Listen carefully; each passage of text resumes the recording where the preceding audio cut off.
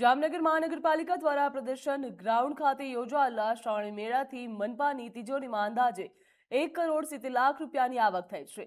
મેળામાં વિવિધ સ્ટોલ અને વ્યવસાયિક પ્રવૃત્તિઓ માટે કુલ 43 પ્લોટ રાખવામાં આવ્યા હતા. પ્લોટના વેચાણ માટે ઓનલાઈન, ઓફલાઈન તેમજ જાહેર હરાજીની પ્રક્રિયા હાથ ધરવામાં આવી હતી, જેમાં કુલ 39 પ્લોટનું વેચાણ થતાં મનપાને નોંધપાત્ર આવક થઈ છે. જોકે 4 પ્લોટના કોઈ લેવા ન મળતા તેનું વેચાણ થઈ શક્યું ન હતું. શ્રાવણી મેળાથી આવક મહાનગરપાલિકાની વિકાસ કાર્યો અને નગરલક્ષી સુવિધાઓ માટે ઉપયોગી બની શકશે. પ્લોટના વેચાણથી થયેલી આવકના પગલે મનપાની આવકમાં પણ વધારો થયો છે.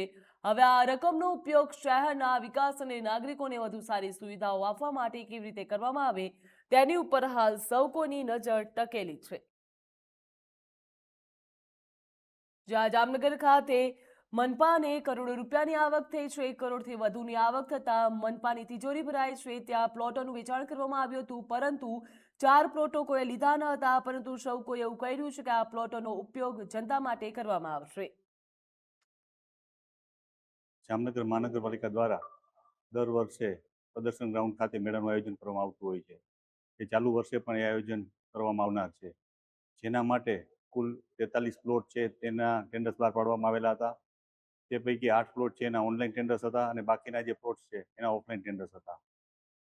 એ પૈકી 16 પ્લોટ્સ એવા રહી ગયા કે જેમાં સિંગલ ટેન્ડર આવેલા હતા અથવા તો ટેન્ડર આવેલા ન હતા અથવા તો ટેકનિકલ ક્વોલિફાઈ ન થતા સિંગલ ટેન્ડર થયેલા હોય એવા 16 પ્લોટ હતા, જેની આજરોજ જાહેર હરાજી કરવામાં આવેલી હતી. આજરોજ જે જાહેર હરાજી 16 પ્લોટની કરવામાં આવી એ પૈકી 12 પ્લોટ છે એ જાહેર હરાજીમાં ગયા છે. 4 પ્લોટ હજી ખાલી રહેવા પામેલ છે. આજરોજ જે હરાજી થયેલ છે તેની એપ્રોક્સિમેટલી 65 લાખ રૂપિયા જેટલી બોલી બોલાયેલી હતી, જે 18% જીએસટી સાથેની છે. અને પેલા જે 27 પ્લોટ ગયેલા હતા ટેન્ડર પૈકી તેના 1,04,00,000 જેવી આવક થયેલી છે. એટલે આ રીતે કુલ 39 પ્લોટની 1,70,00,000 જેટલી આવક થવા પામેલ છે.